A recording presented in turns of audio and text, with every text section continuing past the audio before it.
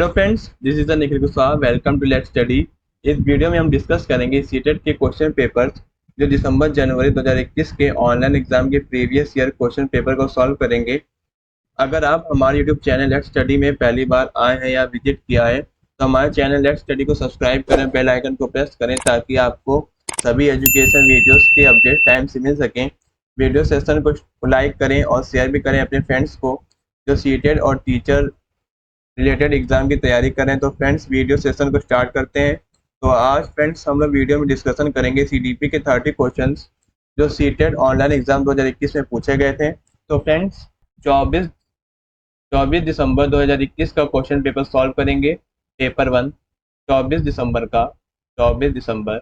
2021 का paper 1 solve करेंगे। और पेपर 1 में हम लोग पहला सब्जेक्ट सॉल्व करेंगे सीडीपी यानी कि चाइल्ड डेवलपमेंट एंड पेडागोजी के 30 क्वेश्चन को सॉल्व करेंगे और डिटेल में समझेंगे। चलिए स्टार्ट करते हैं। चाइल्ड डेवलपमेंट एंड पेडागोजी का पहला क्वेश्चन है आपके सामने, ये रहा। Choose the correct statement about the development यानी कि विकास के विषय में सही व्यक्तित्व चुनिए यानी कि कथन चुनिए। तो आपके ऑप्शन है, विकास एक दिशाई और आयामी होता है, विकास परिवर्तनीय है, विकास पूर्ण रूप से आनुवंशिकता से योजनाबद्ध है, सभी व्यक्ति एक ही आयु और गति से विकास के पड़ावों को प्राप्त करते हैं। ठीक, तो क्वेश्चन नंबर फर्स्ट का आपका ऑप्शन हो जाएगा ऑप्शन नंबर सेकंड। विकास क्या है? परिवर्तनीय है। ठीक, यानी कि डेवलपमेंट इज अ मॉडिफिएबल। चलिए इसको थोड़ा डिटेल में समझते हैं। देखिए, विकास एक ऐसी प्रक्रिया है जिसके द्वारा व्यक्ति अपने पूरे जीवन काल में बढ़ता और बदलता रहता है।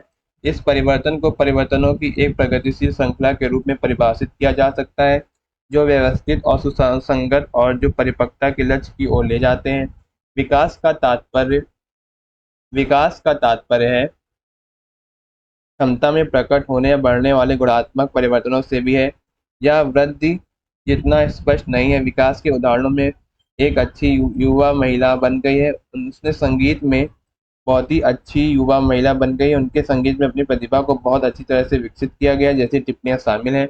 विकास परिवर्तनीय है, जैसे कि गर्भधारण के क्षण से मृत्यु तक व्यक्ति लगातार बदलता रहता है। विकास में कोई रुकावट असंतोष नहीं होता। कुछ चरणों में विकास तेज होता है और कुछ में धीमा होता है और जीवन की परिस्थितियों से विकास को कुछ हद तक संशोधित किया जाता है। ठीक, चलिए अब आगे बढ़ते हैं। क्वेश्चन नंबर सेकंड है हमारा, which of the following principle of development proposes that the children gain muscular controller of arms relatively earlier than that of fingers? यानी कि निम्नलिखित में से विकास का कौन सा सिद्धांत प्रस्तावित करता है जिसमें बच्चे अपनी भुजाओं पर उंगलियों से पहले मांसपेशियां नियंत्रित कर लेते हैं? आपके ऑप्शन है नियंत्रण कर पाते हैं। तो आपके ऑप्शन है अधोगामी सिद्धांत, सेकंड है शीर्षगामी सिद्धांत, तथ्यों की स्वतंत्रता का सिद्धांत, पदानुक्रम एकीकृत सिद्धांत। तो क्वेश्चन नंबर सेकंड का आपका हो जाएगा अधोगामी सिद्धांत यानी कि प्रॉक्सिमोडिस्टल प्रिंसिपल। ठीक, ऑप्शन नंबर फर्स्ट आपका करेक्ट हो जाएगा, अधोगामी सिद्धांत। चलिए इसको थोड़ा डिटेल में समझते हैं। देखिए, जो विकास से तात्पर्य है कि अंगों के बेहतर और संवर्धित कार्य के लिए संरचना में वृद्धि से एक बच्चा क्रमबद्ध क्रम में विकसित होता है जो सभी बच्चों में लगभग समान होता है। विकास की दर और गति अलग अलग मामलों में भिन्न हो सकती है, लेकिन सभी बच्चों में विकास स्वरूप का क्रम लगभग समान है। इसी प्रकार मानव विकास कुछ सिद्धांतों पर आधारित है। मानव विकास दो दिशाओं में होता है, एक सिर से पैर की ओर और दूसरा निकट से यानी कि शरीर के केंद्र से परिधि तक। विकास के अनुक्रमिक स्वरूप को दो दिशाओं में देखा गया, शीर्षगामी अनुक्रम और अधोगामी अनुक्रम। ठीक, चलिए अब आगे बढ़ते हैं। क्वेश्चन नंबर थर्ड है आपका, physical traits of colour of eyes and hair are. यानी कि शारीरिक लक्षण जैसे आंखों का रंग, ऊंचाई, बालों का रंग आप दिए गए हैं। आपके ऑप्शन दिए गए हैं, मुख्यतः पर्यावरणीय कारक द्वारा सुनिश्चित होते हैं, वंशागत होते हैं, सांस्कृतिक कारक द्वारा सुनिश्चित होते हैं, और है आपका आनुवांशिकता और पर्यावरण के बीच अंतर्क्रिया का परिणाम होते हैं। तो क्वेश्चन नंबर थर्ड का आपका ऑप्शन हो जाएगा वंशागत होते हैं यानी कि इनहेरिटेड होते हैं। चलिए इसको थोड़ा डिटेल में समझते हैं। देखिए, जो मानव वृद्धि और विकास है, आनुवांशिकता और पर्यावरण दोनों से प्रभावित होता है, क्योंकि वे एक ऐसे तत्व हैं जो किसी भी व्यक्ति की वृद्धि और विकास को निर्धारित करने में महत्वपूर्ण भूमिका निभाते हैं। जो आनुवांशिकता है, आनुवांशिकता उन लक्षणों को संदर्भित करती है जो माता पिता से उनके संतानों तक जाते हैं। सभी जन्मजात लक्षण वृद्धि, बुद्धि, लब्धि आनुवांशिकता पर निर्भर करते हैं। जब हम आनुवांशिकी रूप से मिले शब्द का उपयोग करते हैं, उनका अर्थ है उन लक्षण से जो बच्चों में अपने माता पिता और दादा दादी से हासिल किए हैं। आनुवांशिकता वह है कि जिसके साथ एक व्यक्ति पैदा होता है या जीन का एक विशिष्ट संयोजक है जो हमें विरासत में मिला है, और यह ऊंचाई और कुछ आदतों जैसी विशेषताओं में दिखाया गया है। ठीक, तो आपका ऑप्शन क्या हो जाएगा? कौन सा? ऑप्शन नंबर सेकंड हो जाएगा आपका। ठीक, ऑप्शन नंबर सेकंड, इनहेरिटेड। ठीक, क्या हो जाएगा? वंशागत होते हैं। ठीक, ऑप्शन नंबर सेकंड आपका क्या होगा? करेक्ट होगा। चलिए अब आगे बढ़ते हैं। क्वेश्चन नंबर फोर्थ है आपका, dash is the primary agency of socialisation of children, यानी कि डैश बच्चों के सामाजिकरण की प्राथमिकता संस्था, विद्यालय, जनसंचार, धर्म और परिवार। तो क्वेश्चन नंबर फोर्थ का आप क्या, आपका आंसर हो जाएगा,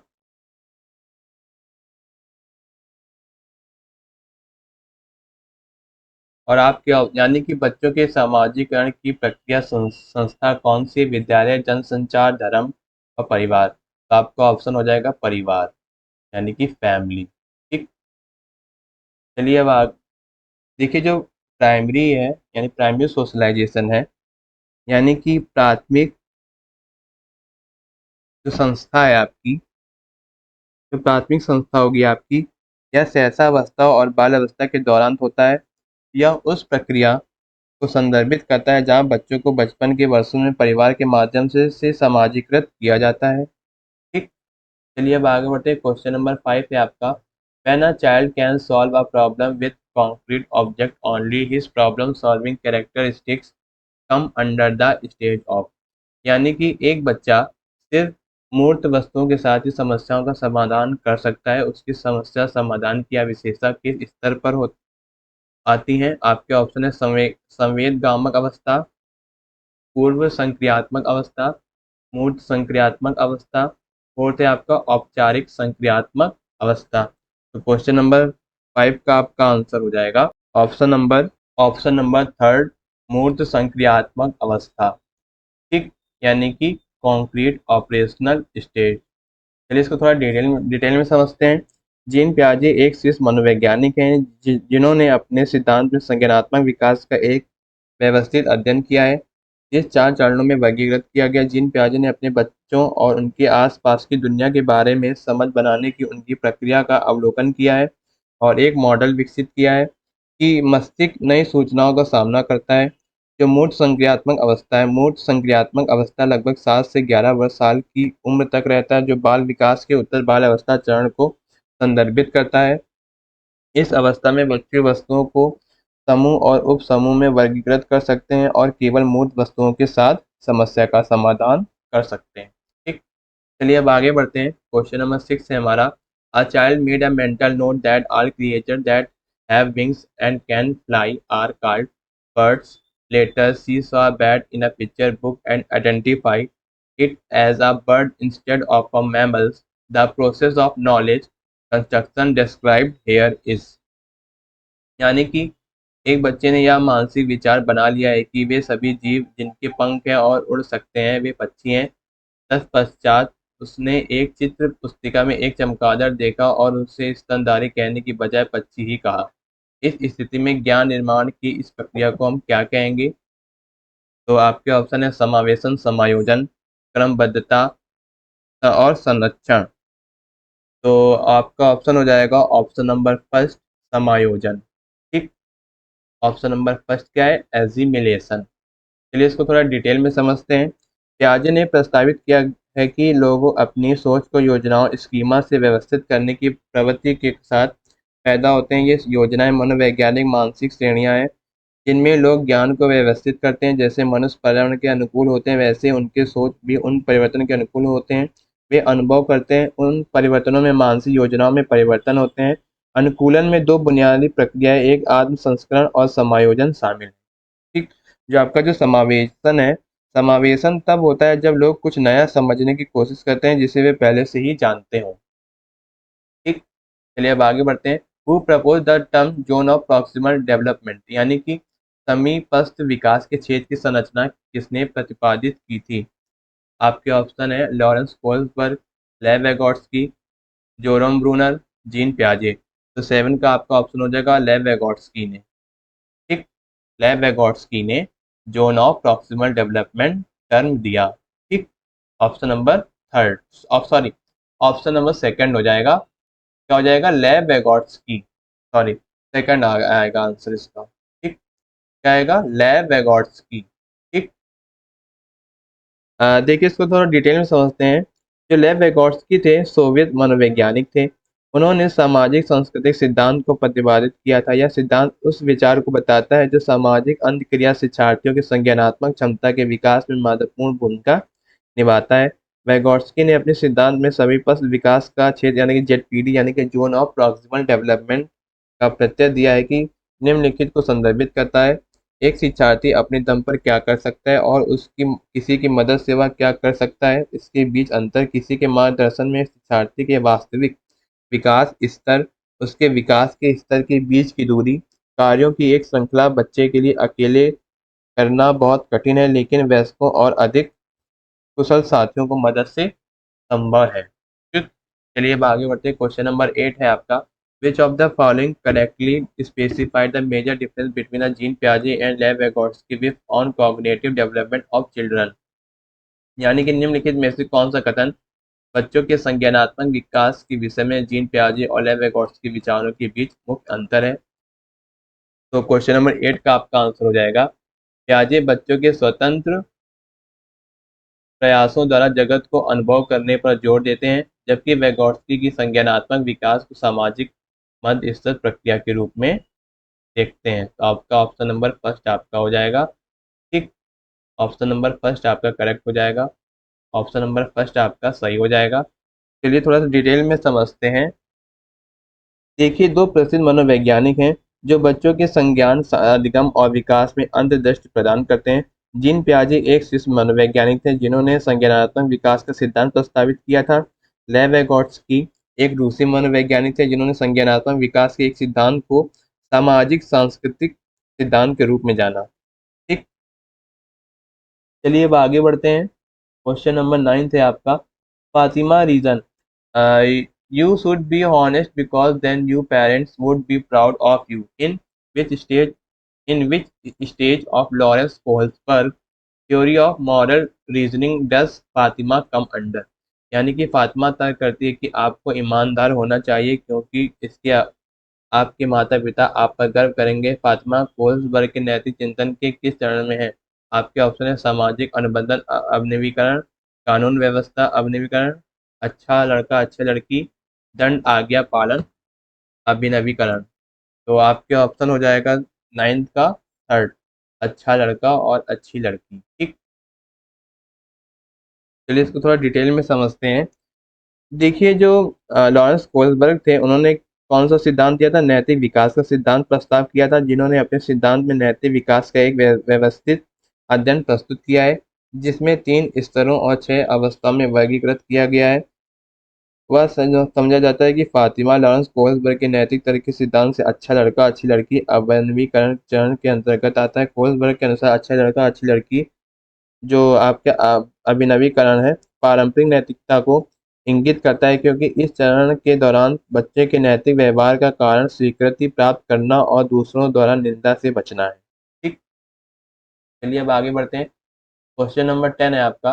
विच of the following will help in creating conducive learning environment in class, यानी कक्षा में सकारात्मक उपकारी अधिगम माहौल निर्मित करने के लिए निम्नलिखित में से क्या मददगार रहेगा? आपके ऑप्शन है सभी विद्यार्थियों को सहभागिता के समान व्यवहार देना, योग्यता आधारित अटल समूह बनाना, थर्ड है आपका कक्षा में केवल उच्च उपलब्धि हासिल करने वाले बच्चों पर ध्यान देना, विद्यार्थियों को किसी भी तरीके से उच्च अंक प्राप्त करने के लिए उत्तेजित करना। तो 10th का आपका ऑप्शन हो जाएगा ऑप्शन नंबर फर्स्ट आपका हो जाएगा सभी विद्यार्थियों को सहभागिता के समान अवसर देना। ऑप्शन नंबर फर्स्ट आपका सही हो जाएगा। चलिए इसको थोड़ा डिटेल में समझते हैं। जो आपका अधिगम है, अधिगम एक सतत प्रक्रिया है जो अक्सर विद्यालय से जुड़ी होती है, लेकिन यह व्यक्तियों और पर्यावरण के बीच परस्पर क्रिया का भी परिणाम है। अतः यह एक गतिशील प्रक्रिया है जो जीवन भर चलती रहती है। अधिगम माहौल उस परिवेश का कुल योग है जिसमें व्यक्ति अनुभवों को समृद्ध करने के लिए अंत क्रिया करते हैं और इसी प्रकार अधिगम की ओर ले जाते हैं। ठीक, चलिए अब आगे बढ़ते हैं। क्वेश्चन नंबर 11 है आपका, which of the following is a primary characteristics of progressive education, यानी कि निम्नलिखित में से प्रगतिशील शिक्षा की प्राथमिक विशेषता कौन सी होगी।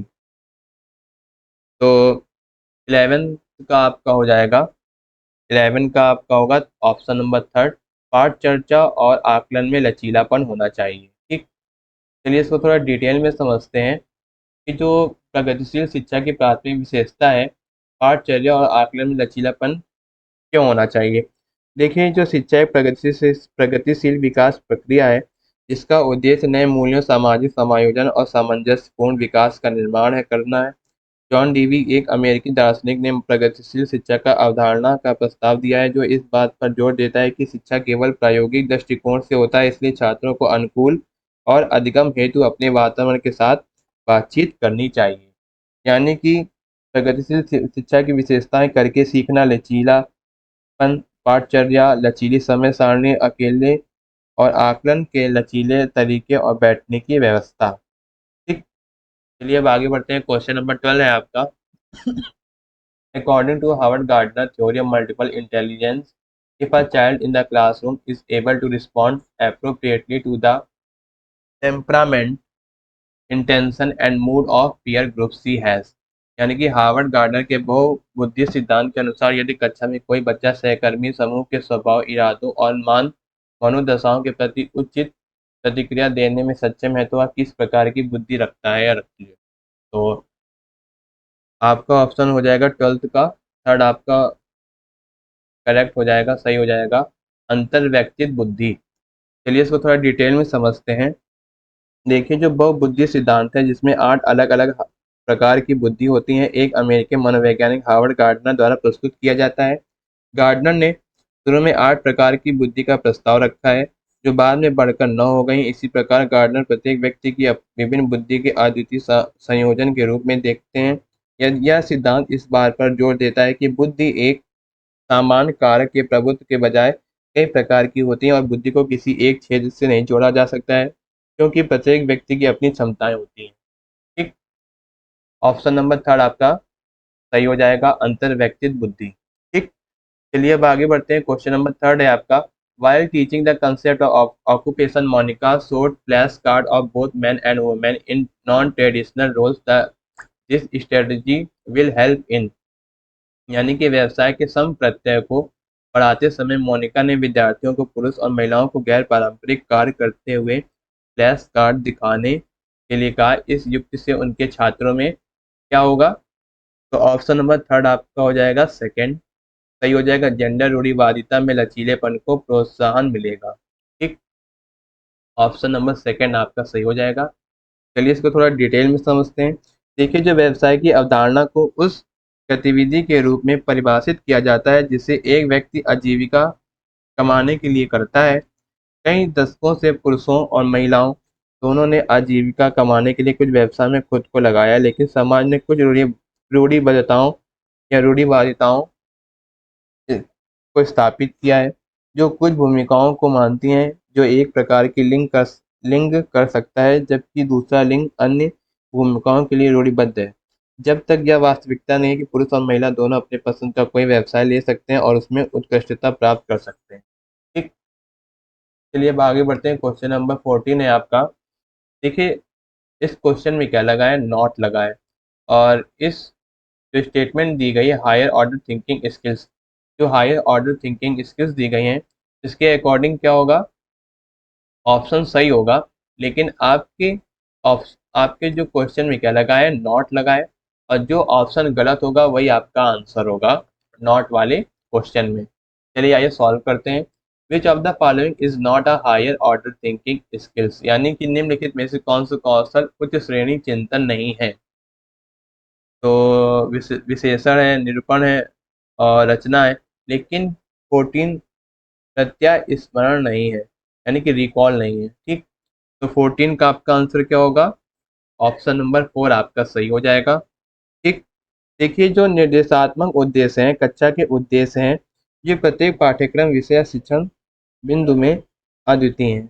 ठीक, चलिए अब आगे बढ़ते हैं। Question number 5, which of the following is an example of criterion reference assessment. ठीक, यानी कि निम्न निम्न में से कौन सा मानदंड निर्देशित आकलन है? आपके ऑप्शन दिए गए हैं। आकलन के निम्न स्तर को मानक निर्धारित करने वाला परीक्षण, सततमकता को आकलन आधार मानने वाला परीक्षण, जेड स्कोर को आकलन आधार मानने वाला परीक्षण, या परीक्षण जो विद्यार्थियों को क्रम प्रदान करे। तो 15 का आपका आंसर हो जाएगा ऑप्शन नंबर 3, जेड स्कोर, आकलन आधार मानने वाले परीक्षण। देखिए जो निर्देशात्मक उद्देश्य हैं, ये वांछनीय ज्ञान कौशल या प्राप्त करने के दृष्टिकोण को इंगित करते हैं। निर्देशात्मक उद्देश्य का एक वर्गीकरण बनाने के लिए विचार की कल्पना बेंजामिन ब्लूम ने की थी 1956 में, यानी 1956 में बेंजामिन ब्लूम द्वारा ब्लूम की टेक्सोनॉमी प्रतिपादित की गई। टेक्सोनॉमी संज्ञानात्मक कौशल का एक पदानुक्रमिक क्रम है। उद्देश्यों को संज्ञानात्मक, मनोगत्यात्मक और भावनात्मक सहित 3 पक्षों में विभाजित किया गया है।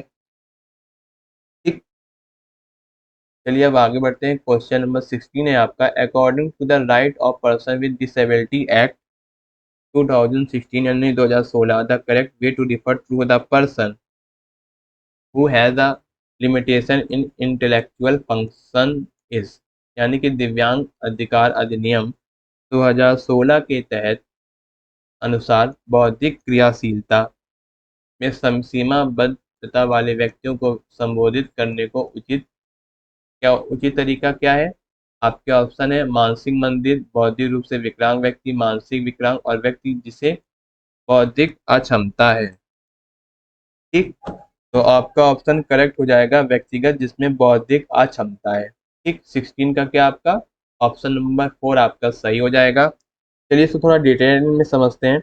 जो दिव्यांगन अधिकार अधिनियम है 2016 दिव्यांगनों की 5 व्यापक श्रेणियां बनाता है, जिसमें प्रत्येक श्रेणी के अंतर्गत विभिन्न अक्षमताओं का आगे वर्णन किया गया है। अधिनियम में भारत सरकार द्वारा अधिसूचित किसी अन्य श्रेणी को शामिल करने का प्रावधान किया गया है। दिव्यांगन अधिकार अधिनियम 2016 में अधिनियमित किया गया है कि यह एक ऐसा अधिनियम है जो 40% दिव्यांगता से पीड़ित लोगों के लिए समान अवसर सुनिश्चित करता है। दिव्यांग व्यक्ति का अर्थ है लंबे समय तक शारीरिक, मानसिक, बौद्धिक या संवेगिक हानि वाला व्यक्ति जो बाधाओं के साथ अंतःक्रिया में दूसरों के साथ समान रूप से समाज में उसकी पूर्ण और प्रभावी भागीदारी में बाधा डालता है। ठीक, तो 16 का आपका आंसर हो जाएगा ऑप्शन नंबर 4 आपका सही हो जाएगा, यानी कि व्यक्ति जिसे बौद्धिक अक्षमता है। ठीक, चलिए अब आगे बढ़ते हैं। क्वेश्चन नंबर 17 है। देखिए क्वेश्चन नंबर 17 में आपको इंक्लूजन का कैरेक्टरिस्टिक्स बताना है और ये बताना है कि इनमें से जो विधि समावेशन के अनुरूप नहीं है, यानी कि ये सारे आपको कह दिए गए ऑप्शन दिए गए हैं, इसमें आपको क्या करना है, समावेशन के अनुरूप कितनी विधि हैं, यानी इनके कितने कैरेक्टरिस्टिक्स हैं, उनके अकॉर्डिंग आपको ऑप्शन बताना है कि उनमें से कौन सी कैरेक्टरिस्टिक्स नहीं है अकॉर्डिंग टू इंक्लूजन, यानी कि समावेशन के अनुरूप के अनुसार। ठीक, तो देखते हैं ऑप्शन। विविधता को सराहना और महत्व देना, बिल्कुल सही है, बट नहीं दिया है ना ऑप्शन, तो ये सही है, लेकिन बट ऑप्शन के अकॉर्डिंग क्या हो जाएगा, ये गलत हो जाएगा। सब बच्चों में स्वाभिमान और सीखने के लिए आत्मविश्वास बढ़ाना चाहिए, हाँ बिल्कुल बढ़ाना चाहिए, लेकिन क्वेश्चन में आपका क्या दिया है, नहीं दिया है, तो ये आपका ऑप्शन गलत हो जाएगा। शारीरिक, सामाजिक और प्रवृत्ति संबंधी बाधाओं को दूर करना, हाँ बिल्कुल किया जा सकता है, बट आपके क्वेश्चन में क्या दिया गया है, नहीं, तो ये आपका ऑप्शन क्या हो जाएगा, गलत। देखिए श्रवण अक्षमता वाले बच्चों के लिए अलग विद्यालयों का प्रावधान करना चाहिए। देखिए जो श्रवण अक्षमता वाले जो सुन नहीं पाते हैं, उन बच्चों के लिए अलग विद्यालयों का प्रावधान कभी नहीं करना चाहिए। उनको एक समान बच्चों को एक समान मानना चाहिए, चाहे वो सामान्य हो चाहे श्रवण क्षमता वाले बच्चे हों, सबको एक ही विद्यालय में, उनको अलग अलग विद्यालय में प्रावधान नहीं करना चाहिए। उनको एक ही विद्यालय में उनको विद्या देनी चाहिए और उनको पढ़ाना चाहिए। तो ये आपका ऑप्शन गलत हो जाएगा। लेकिन क्वेश्चन के अनुसार आपका जो नहीं है, यानी कि इसमें से समावेशन के अनुरूप नहीं है, तो ये आपका ऑप्शन क्या हो जाएगा, करेक्ट। ठीक, ऑप्शन नंबर 4। चलिए अब आगे बढ़ते हैं। क्वेश्चन नंबर 18 है आपका। राजन appear to be lost in his world as he avoid eye contact with the others, play alone with a feather throughout the day. Rajan's behavior is indicated toward which of the following disorder?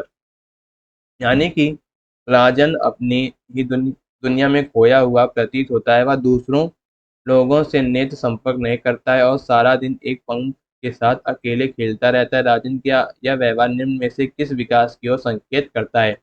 आपके option है मांसपेशिया दुर्विकार, कलीन क्रम विकार, गुणज वैकल्य और गति समन्वय वैकल्य। तो 18 का आपका आंसर हो जाएगा ऑप्शन नंबर सेकंड, कलीन क्रम विकार। ठीक, यानी कि ऑटिज्म स्पेक्ट्रम डिसऑर्डर। ठीक, तो 18 का ऑप्शन आपका सही हो जाएगा, ऑप्शन नंबर सेकंड, कलीन क्रम विकार। ठीक, कलीन क्रम विकार। चलिए इसको थोड़ा डिटेल में समझते हैं। जो अक्षमता है, अक्षमता एक शब्द शब्द है जिसमें हानि गतिविधियां, सीमाएं और भागीदारी प्रतिबंधित और काफी प्रतिबंध शामिल हैं। अक्षम लोगों द्वारा सामना की जाने वाली कठिनाइयों पर काबू पाने के लिए पर्यावरणीय और सामाजिक बाधाओं को दूर करने के लिए हस्तक्षेप की आवश्यकता होती है। या राजन अपनी ही दुनिया में खोया हुआ प्रतीक होता है, तो वह दूसरों लोगों से नेत्र संपर्क नहीं करता है, सारा दिन एक पंख के साथ अकेले खेलता रहता है। राजन का यह व्यवहार स्वलीन क्रम विकार की ओर संकेत देता है। स्वलीन क्रम विकार एक ऐसा डिसऑर्डर है, एक ऐसी अक्षमता है जो बच्चे अन्य लोगों से संबंधित होने में गहन कठिनाइयों का अनुभव करते हैं। वे सामाजिक व्यवहार शुरू करने में असमर्थ हैं और अन्य लोगों की भावनाओं के प्रति अनुत्तरदायी हो लगते हैं। वे दूसरों के साथ अनुभव या भावनाओं को साझा करने में असमर्थ हैं। ठीक, चलिए अब आगे बढ़ते हैं। क्वेश्चन नंबर 19 है आपका। Difficult in making omission reversals and substitution while reading text is an indication of. यानी कि विषय वस्तु को पढ़ते समय शब्दों को हटाने, उलट कर लिखने और बदल कर लिखने में कठिनाई आना किस विकास की तरफ इशारा करता है? आपके ऑप्शन है विमर्श वैकल्य, वाचन वैकल्य, गुणज वैकल्य, फोर्थ है आपका उत्साह वैकल्य। तो option number third, sorry, option number 19, question number 19 का आपका आंसर होगा ऑप्शन नंबर सेकंड, वाचन वैकल्य। 19 का आपका आंसर हो जाएगा वाचन वैकल्य, यानी कि डिसलेक्सिया। ठीक, देखिए जो डिसलेक्सिया है आपका, डिसलेक्सिया बच्चों में एक विकार है जो पारंपरिक कक्षा के अनुभव में बावजूद अपनी बौद्धिक क्षमताओं के अनुरूप पढ़ने, लिखने और बरतने की भाषा कौशल को प्राप्त करने में विफल रहता है। ठीक, डिसलेक्सिया मानसिक मंदता, मस्तिष्क क्षति या बुद्धि की कमी के कारण नहीं है। यह आंखों या कानों से प्राप्त छवियों को समझने योग्य भाषा में अनुवाद करने की मस्तिष्क की क्षमता में कमी के कारण होता है। ठीक, तो आपका ऑप्शन क्या हो जाएगा, 19 का सेकंड आपका सही हो जाएगा, यानी कि वाचन वैकल्य, यानी कि डिसलेक्सिया। ठीक, चलिए अब आगे बढ़ते हैं। क्वेश्चन नंबर 20 है आपका। The ability to think about something in novel and unusual way and coming up with the unique solutions to a problem is called। यानी कि किसी चीज के विषय में नूतन तथा असाधारण रूप से सोचना और समस्या के निदान के लिए अनोखे समाधान ढूंढने की क्षमता क्या कहलाती है? आपके ऑप्शन है आवेगशीलता, प्रतिवर्तनता, प्रतिक्रियाशीलता, सृजन सृजनात्मकता, सृजनात्मकता। ठीक, यानी कि क्रिएटिविटी, सृजनात्मकता। तो 20 का आपका आंसर हो जाएगा ऑप्शन नंबर 4, यानी कि सृजनात्मकता, यानी कि क्रिएटिविटी। ठीक, चलिए अब आगे बढ़ते हैं। क्वेश्चन नंबर 21 है आपका। A teacher use a text and some picture of fruits and vegetable to facilitate discussion with her student. The student linked these details with the previous knowledge and learn the concept of the nutrition this approach is based on। यानी कि एक कक्षा कुछ लिखे सामग्री एवं सब्जियों और फलों की तस्वीरों का प्रयोग करते हुए अपने छात्रों से चर्चा करता है। विद्यार्थी इस परिचर्चा को अपने पूर्व ज्ञान से जोड़ते हुए पोषण का सब प्रत्यय सीखते हैं। या उपागम निम्न में से किस पर आधारित है? आपके ऑप्शन है शास्त्रीय अनुकूलन अधिगम पर, पुनर्बलन के सिद्धांत पर, क्रिया प्रसूत अनुकूलन अधिगम पर और ज्ञान के निर्माण पर। तो क्वेश्चन नंबर 21 का ऑप्शन हो जाएगा आपका सही हो जाएगा ज्ञान के निर्माण पर। ऑप्शन नंबर फोर्थ आपका सही हो जाएगा। 21 का क्या हो जाएगा? ऑप्शन नंबर फोर्थ आपका सही हो जाएगा। चलिए इसको डिटेल में समझते हैं। छात्रों के शिक्षण या अधिगम की अवधारणा के लिए विभिन्न दृष्टिकोण है। यह शिक्षक फलों और सब्जियों को दिखाने के लिए पाठ और चित्रों का उपयोग कर रहा है। वह फलों और सब्जियों के बारे में इनपुट देने के लिए ऐसा कर रहा है कि फिर एक चर्चा शुरू की जाती है कि इसलिए वह शिक्षार्थियों को उनके पूर्व ज्ञान आधार पर ज्ञान का निर्माण करने में सक्षम बनाने का प्रयास कर रहा है। ज्ञान के निर्माण के लिए अधिगम ऐसे अधिगम माहौल पर जोर देता है जहाँ बच्चे अपने ज्ञान का निर्माण कर सकते हैं, अपनी क्षमताओं का विकास कर सकते हैं और सीखने की प्रक्रिया में सक्रिय रह सकते हैं।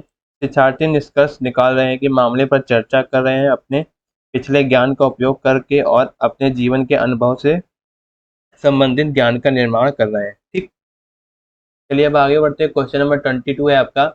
Srija strongly believes that the she will fail in the upcoming maths test just like the previous time and has stopped exerting effort in the subject. Also, her teacher hold low expectation of her. Srija seems to be यानी कि सृजा को पूरा यकीन है कि वह गणित की आगामी परीक्षा में पिछली बार की तरह ही असफल होगी और इसलिए उसने उस विषय में मेहनत करनी छोड़ दी है। वैसे भी उसकी शिक्षिका को उससे मंद अपेक्षाएं ही हैं, यानी कि जितनी भी अपेक्षाएं मंद बुद्धि वाली हैं, यानी कि उसको मंद समझती है सजा को। इसमें आप सजा के बारे में क्या अनुमान लगा सकते हो?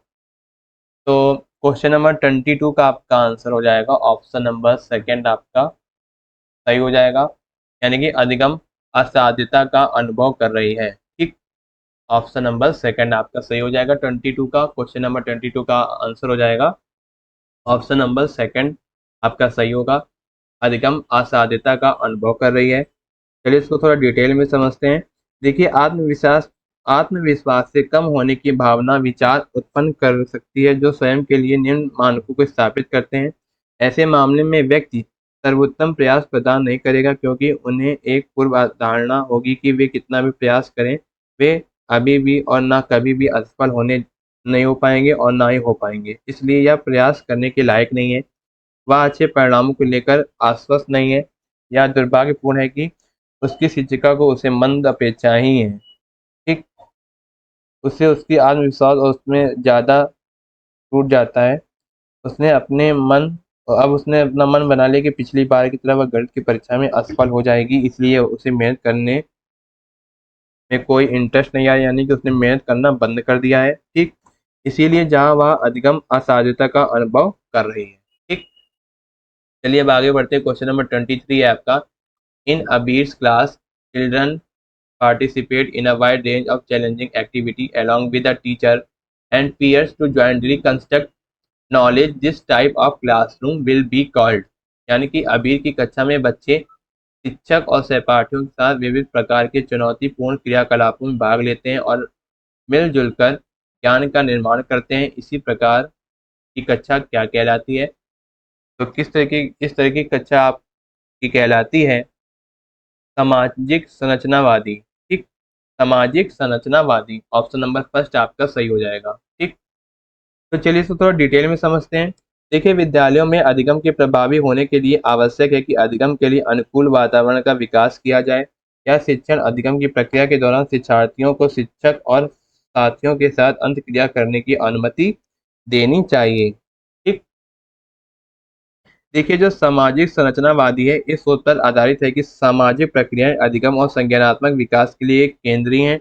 यह ज्ञान को एक सामाजिक निर्माण के रूप में माना जाता है और अधिगम और संज्ञानात्मक विकास के सामाजिक पहलुओं को प्राथमिकता देता है। ठीक, चलिए अब आगे बढ़ते हैं। क्वेश्चन नंबर 24 है आपका। Which of the following pedagogical strategy does national education policy 2020 propose, यानी कि निम्नलिखित में से कौन सी शिक्षा शास्त्री रणनीति राष्ट्रीय शिक्षा नीति 2020 द्वारा प्रस्तावित किया गया है और उसमें से कौन सा कथन सही है। ठीक, तो आपके ऑप्शंस दिए गए हैं। अन्वेषण आधारित अधिगम बिल्कुल सही है। कथावाचन आधारित शिक्षा शास्त्र बिल्कुल सही है। वेदन तथा बार बार अभ्यास बिल्कुल गलत, बार बार अभ्यास अब नहीं किया जाएगा। ठीक, चर्चा आधारित कक्षाएं होनी चाहिए, तो फर्स्ट आपका सही हो गया, सेकंड सही हो गया, और कौन सा सही हो गया, फोर्थ आपका स्टेटमेंट यानी कथन सही हो गया। तो फर्स्ट सेकंड फोर्थ कौन से ऑप्शन में है, ऑप्शन नंबर सेकंड में। ठीक, ऑप्शन नंबर सेकंड आपका सही हो जाएगा। ठीक, चलिए अब आगे बढ़ते हैं। क्वेश्चन नंबर 25 है आपका, referring to similar problem to arrive at the solution for the given problems is referred as, यानी कि किसी समस्या के समाधान तक पहुंचने के लिए मिलती जुलती समस्याओं को उद्धत करना क्या कहलाता है। पहला है आपका अनुरूपता निगमन परीक्षण, थर्ड है स्मृति सहायक विधियां, फोर्थ है आपका साधन लक्ष्य विश्लेषण। तो 25 का आपका आंसर हो जाएगा अनुरूपता। ठीक, ऑप्शन नंबर फर्स्ट आपका सही हो जाएगा। 25 का आंसर हो जाएगा ऑप्शन नंबर फर्स्ट आपका सही हो जाएगा, अनुरूपता। ठीक, देखिए जो अनुरूपता है, अनुरूपता समस्या समाधान की रणनीतियों में से एक है। अनुरूपता एक मूल समस्या के साथ मदद करने के लिए पहले की समस्या के समाधान का उपयोग किया जाता है। समानता जो है वर्तमान समस्या को समान समस्याओं को हल करने के पिछले अनुभव के आधार पर हल किया जाता है। उदाहरण के लिए हम लोग समझ सकते हैं कि हम BODUT को हल करने का प्रयास करेंगे, यानी एक रीजनिंग का क्वेश्चन है तो DOU शब्दों को सोचने की समस्या की जानकारी सरल हो जाएगी। और नियोजन रणनीति की उपयोगिता इस बात पर निर्भर करती है कि जटिल समस्याओं का विचार करने पर साधारण समस्या का क्या प्रावधान मिलेगा, आपको क्या मिलता है। ठीक, चलिए अब आगे बढ़ते हैं। क्वेश्चन नंबर 26 है आपका, concept maps help in the facilitating understanding of concept by, यानी कि संकल्पनात्मक चित्रण नए संप्रतियों की समझ को किस प्रकार सुसाध्य करते हैं। आपके ऑप्शन दिए गए हैं।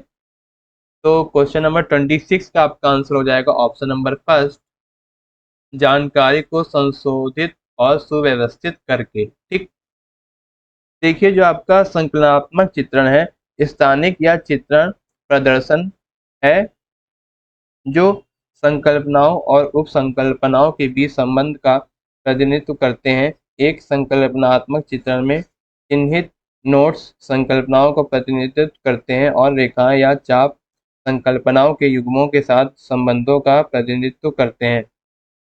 ठीक, जो संकल्पनात्मक चित्रण है व्यक्तियों के सोचने और विषयों के बीच संबंध को देखने के तरीके की पहचान करते हैं। शैक्षणिक दृष्टिकोण से या पहले से मौजूद विचारों के बीच संबंध को देखने, पहले से प्राप्त ज्ञान से नए विचारों को जोड़ने, सूचनाओं को संशोधित और व्यवस्थित करने और तार्किक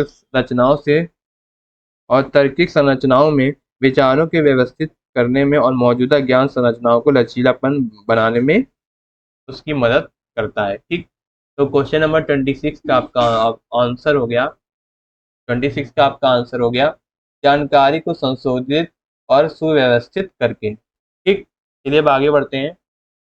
क्वेश्चन नंबर 27 है आपका, errors made by children in the process of learning are indicative of, यानी कि बच्चों द्वारा अधिगम प्रक्रिया के दौरान की जाने वाली त्रुटियां किस ओर संकेत करती हैं। आपके ऑप्शन दिए गए हैं। तो 27 का आपका आंसर हो जाएगा बच्चे और वयस्कों के चिंतन में गुणात्मक भिन्नता। ठीक, 27 का आपका आंसर हो जाएगा ऑप्शन नंबर थर्ड आपका सही हो जाएगा। चलिए थोड़ा इसको समझते हैं डिटेल में। देखिए जो सभी शिक्षार्थी हैं त्रुटियां करते हैं, जैसे कि किसी ने कहा कि आप ना समझी के बिना सीख नहीं सकते, चाहे आप साइकिल चलाना सीख रहे हो या पतंग उड़ाना सीख रहे हो या भाषा सीख रहे हो, हर कोई त्रुटियां करते हैं, यानी कि हर कोई गलतियां करता है। ठीक, कोई भी जो पर्सन है आइडल पर्सन नहीं है, सबसे गलतियां होती हैं। जो त्रुटि है यानी इरर है, एक गलत रूप है और एक निश्चित संकेत है कि विद्यार्थी और शिक्षार्थियों ने अधिगम की प्रक्रिया में चयनात्मक विषय के मूल में निपुणता हासिल नहीं की है। बच्चों को वयस्कों के चिंतन में गुणात्मक भिन्नता बच्चों द्वारा दी गई त्रुटियों के प्रकार में परिलक्षित होती है, जबकि बच्चे काफी बड़ी गलती कर सकते हैं क्योंकि उन्हें अवधारणा का अनुभव नहीं हो सकता। ठीक, उनको एक्सपीरियंस उतना नहीं रहता जितना टीचर को होता है, लेकिन सबसे गलतियां होती हैं। कोई भी पर्सन है, कोई भी आइडल पर्सन है, ये सबसे गलतियां होती हैं, सबसे त्रुटियां होती हैं। ठीक, चलिए अब आगे बढ़ते हैं। क्वेश्चन नंबर 28 है आपका। It is a very important for a teacher to have the ability to put her self in a student place and feel what they feel the ability is called. यानी कि एक अध्यापिका या योग्यता होना बहुत जरूरी है कि वह खुद को विद्यार्थियों के स्थान पर रख कर यह महसूस कर सके कि वो क्या महसूस कर रहे हैं, यह योजना क्या कहलाती है। आपके ऑप्शन दिए गए हैं। सहानुभूति, सदानुभूति, उदासीनता और कलान। तो 28 का आपका आंसर हो जाएगा ऑप्शन नंबर सेकंड आपका सही हो जाएगा, सदानुभूति। ठीक, क्वेश्चन नंबर 28 का आंसर होगा सदानुभूति, ऑप्शन नंबर सेकंड आपका सही हो जाएगा। ठीक, चलिए इसको थोड़ा डिटेल में थोड़ा डिस्कस करते हैं। देखिए, जो प्रभावी और कुशल होने के लिए एक शिक्षक को कई व्यक्तिगत और व्यावसायिक गुणों की आवश्यकता होती है। ईमानदारी, सच्चाई, वफादारी, समय की पाबंदी, स्वच्छता, समर्पण, स्नेह आदि जैसे मूल्यों को अक्सर सिखाया जाने के बजाय दूसरों के व्यवहार के अवलोकन के माध्यम से आत्मसात किया जाता है। देखिए, जो तदानुभूति होती है, ठीक, यानी कि एम्पैथी, सहानुभूति एक महान गुण है जो एक शिक्षण के पास होना चाहिए। यह गुण उस विद्यार्थियों की समस्या और उन्हें हल करने के लिए उनके द्वारा किए जाने वाले प्रयासों के लिए चिंतित महसूस करने में सक्षम बनाएगा। ठीक, देखिए, जो तदानुभूति है दूसरों के स्थान पर स्वयं की कल्पना है। ठीक, चलिए अब आगे बढ़ते हैं। क्वेश्चन नंबर 29 है आपका। In a situation when outcome is uncertain but focus is on the failure, a child is likely to experience। यानी कि एक ऐसी स्थिति में जहां परिणाम अनिश्चित हो लेकिन ध्यान असफलता पा रहे हों, तब बच्चों को डैश का भाव महसूस होगा। खूब, दुश्चि- दुश्चिंता, क्रोध और शर्म। तो 29 का आपका आंसर हो जाएगा एनेक्सिटी। ठीक, देखिए, जो एनेक्सिटी है आपकी, एनेक्सिटी एक ऐसा वर्ड है जिसमें आपको क्या लगता है, नर्वसनेस लगता है, यानी कोई डर डर हो, और यानी कि फ्यूचर की थोड़ी बहुत एंटिसिपेशन, यानी काफ़ी प्रॉब्लम्स आ रही हो जैसे कि, ठीक है, उसको हम कहते हैं एनेक्सिटी। ठीक है, चलिए अब आगे बढ़ते हैं। तो फ्रेंड्स, 24 दिसंबर 2021 का सीडीपी का ये लास्ट क्वेश्चन है, question number 30। Which of the following strategies will not enhance the quality of teaching learning process? यानी कि निम्नलिखित में से कौन सी तकनीक अध्यापन अधिगम प्रक्रिया की गुणवत्ता को नहीं बढ़ाएगी? जानकारी को प्रस्तुत करने के विविध तरीके अपनाकर। ठीक है, ये सही है, लेकिन आपके जो क्वेश्चन में क्या दिया है, नहीं दिया है, तो नहीं के अकॉर्डिंग ये स्टेटमेंट गलत हो जाएगी। यानी कि ऑप्शन से है सही, बट आपके क्वेश्चन में क्या दिया गया है कि तकनीक अध्यापन अधिगम प्रक्रिया की गुणवत्ता को कौन सी चीज बढ़ावा नहीं देगी। ये तो बढ़ावा दे रही है, लेकिन ये ऑप्शन के अकॉर्डिंग क्या हो जाएगा, गलत हो जाएगा। मतों को अभिव्यक्ति करने में विविध विविध विकल्प देकर ये ऑप्शन सही हो जाएगा, बट ये ऑप्शन गलत हो जाएगा अकॉर्डिंग टू क्वेश्चन। अधिगम के आकलन हेतु विविध तरीके लगाकर बिल्कुल सही है, बट क्वेश्चन में नॉट दिया गया है, नॉट के अकॉर्डिंग ये गलत हो जाएगा। ठीक है, बच्चों को विविध तरीके से नामीकरण करके ये बिल्कुल गलत है, इसको बढ़ावा नहीं देंगे। लेकिन कौन सी गुणवत्ता को बढ़ावा नहीं दिया जाएगा? तकनीक अध्यापन अधिगम प्रक्रिया को की गुणवत्ता को कौन सी चीज बढ़ावा नहीं देगी? तो ये बढ़ावा नहीं देती है बच्चों के विविध तरीकों से नामीकरण करके। ठीक, तो क्वेश्चन नंबर 30 का आपका ऑप्शन हो जाएगा, ऑप्शन नंबर 4 आपका सही हो जाएगा, बच्चों को विविध तरीकों से नामीकरण करके। चलिए इसको थोड़ा डिटेल में समझते हैं। जो शिक्षण और अधिगम है, दो अच्छी तरह से परिभाषित गतिविधियां हैं जिनका एक अभिन्न संबंध है। वे एक दूसरे के लिए जगह बनाते हैं। दोनों गतिविधियां एक साथ होती हैं। शिक्षण और अधिगम का अंतिम उत्पाद व्यवहार में परिवर्तन है जो शिक्षार्थी के मामले में अधिक स्पष्ट होता है कि लेकिन शिक्षक के व्यवहार में परिवर्तन होता है। शिक्षक शिक्षण अधिगम प्रक्रिया में एक स्तंभ है।